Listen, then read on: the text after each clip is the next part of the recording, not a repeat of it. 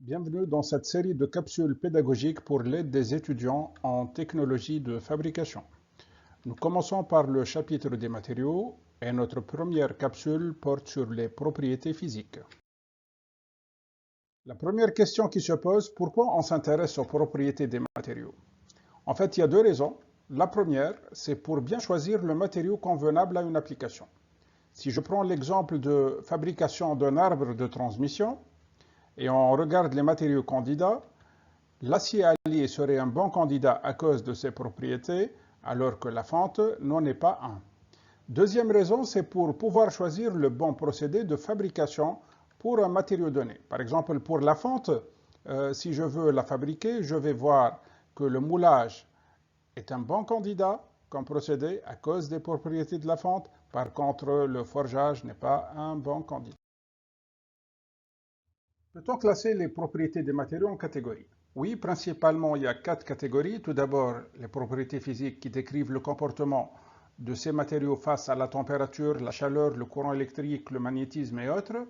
Les propriétés mécaniques décrivent le comportement de ces mêmes matériaux face aux efforts mécaniques divers, alors que les propriétés chimiques décrivent la réaction de ces matériaux avec d'autres matériaux. Et finalement, les propriétés métallurgiques décrivent la convenance aux différents procédés de fabrication des produits métalliques. Pour chacune des propriétés des différentes catégories, nous allons commencer par une illustration graphique, ensuite une définition sommaire. Ensuite, pour rendre la chose plus pratique, on va introduire tant que possible une application où on a besoin de la propriété à un faible niveau et une autre où on aurait besoin de cette même propriété à un niveau élevé. Donc, premièrement, pour les propriétés physiques, considérons deux solides ou deux pièces de même forme, de même volume, l'une en matériau A, l'autre en matériau B. Si on met ça sur une balance et que la balance se penche en faveur de B, on dit que B est plus dense. On parle de la densité ou de la masse volumique qui est la quantité de matière par unité de volume qui se mesure par exemple en grammes par centimètre cube. Application. Faible densité, on en a besoin pour vaincre l'inertie, donc pour toutes les pièces en mouvement, par exemple des jantes de roues de voiture ou le fuselage d'un avion. Aussi, on a besoin de grande densité élevée pour les contrepoids, notamment pour les grues de construction. Si on n'a pas la grande densité, on va avoir un grand encombrement, c'est-à-dire une grande occupation d'espace. Si je prends maintenant deux matériaux A et B pour former deux pièces de même longueur et je chauffe les deux pièces, voyons qu'est-ce qui se passe. Les deux pièces s'allongent, mais B s'allonge plus, on dit qu'il est plus dilatable. Le matériau B est plus dilatable. La dilatabilité thermique est donc l'aptitude du matériau à se dilater sous l'effet de l'élévation de température. Elle se mesure en degrés C-1.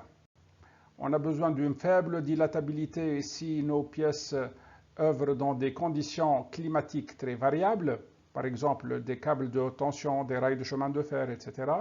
Par contre, on a besoin pour les capteurs de température tels que le thermomètre ou le thermostat de grande dilatabilité thermique. Plus elle est grande, plus l'instrument est précis. Soumettons maintenant les deux matériaux A et B à un flux de chaleur rentrant, identique pour les deux. Voyons qu'est-ce qui se passe à la sortie.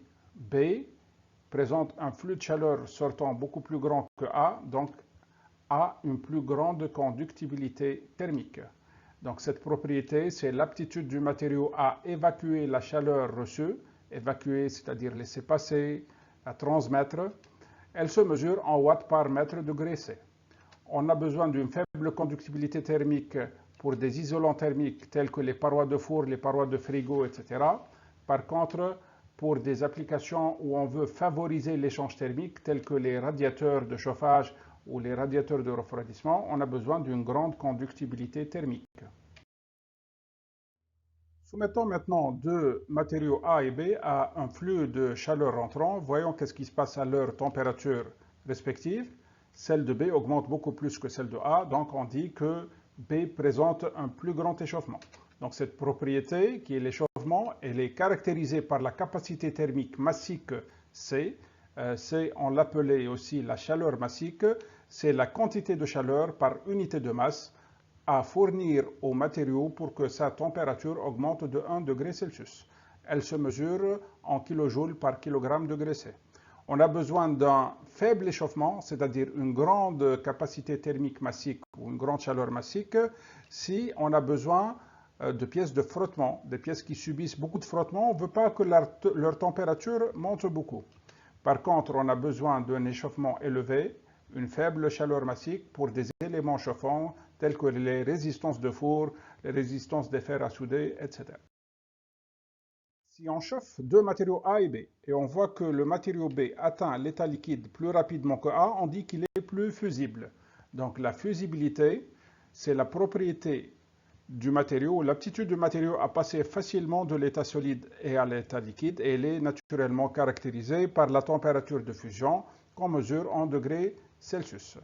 On a besoin d'une faible fusibilité pour des pièces qu'on appelle réfractaires, donc qui doivent supporter des hautes températures, telles que les parois de four, les filaments des lampes à incandescence, les lampes à lumière jaune qui précédaient les lampes économiques de nos jours. Par contre, on a besoin d'une forte fusibilité, donc une faible température de fusion pour les matériaux qu'on utilise en soudage. Prenons maintenant deux fils ou deux câbles, l'un en matériau A et l'autre en matériau B, et regardons le comportement face au courant électrique. Donc si je vois que le courant passe facilement à travers A, je le qualifie de bon conducteur. Par contre, s'il passe difficilement à travers B et le matériau chauffe, on dit que B est une résistance ou bien un mauvais conducteur. Donc la conductivité électrique, c'est l'aptitude du matériau à conduire le courant électrique sous l'action d'un champ électrique extérieur. Généralement, on parle de son inverse qui est la résistivité électrique qui se mesure en ohms, mètre carré par mètre. Et là, il ne faut pas penser qu'il fallait simplifier le mètre carré par mètre. Non, le mètre carré fait référence à la section du conducteur alors que le mètre à sa longueur. Il faut bien le mettre comme ça et comprendre que simplifier. On a besoin d'une faible conductivité électrique, donc pour tout ce qui est résistance électrique ou même les isolants électriques, alors que pour les câbles électriques, on a besoin d'une conductivité électrique élevée. La dernière propriété de cette capsule, elle a rapport avec le magnétisme. Donc si je prends deux matériaux A et B, que je soumets à un champ magnétique, je vois que A laisse passer le champ magnétique, le concentre et fait agir la pièce en tant qu'aimant, c'est un matériau ferromagnétique, alors que B bloque le champ magnétique. On parle de la permittivité magnétique, qui est l'aptitude du matériau à laisser passer et à concentrer les lignes du champ magnétique. Donc on a besoin de cette propriété à un niveau faible pour des matériaux utilisés pour protéger des équipements électroniques face aux parasites électromagnétiques, alors qu'on en a besoin à un niveau élevé pour les matériaux ferromagnétiques utilisés comme électroaimants dans des moteurs électriques. C'est la fin donc de cette première capsule. Je vous remercie pour votre attention. Si vous avez besoin de plus d'informations, je vous invite à consulter mon site web ou bien ma page Facebook. Et si vous avez des questions, vous pouvez toujours me contacter via mon adresse email qui apparaît en bas de l'écran. Merci.